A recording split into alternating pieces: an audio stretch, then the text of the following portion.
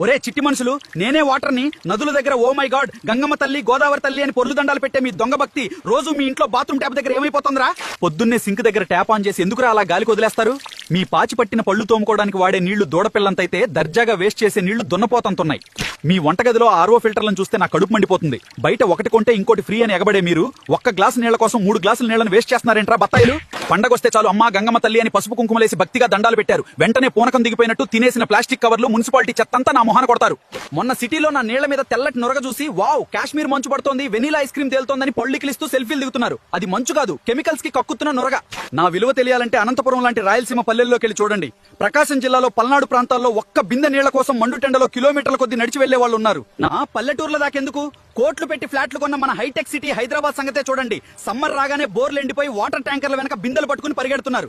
ఇలాగే పిచ్చి పిచ్చిగా వాడేశారంటే మీ పిల్లల పెళ్లిళ్లో కట్నానికి బంగారం బదులు మా అబ్బాయికి 2 ట్యాంకర్ల నీళ్లు ఆడ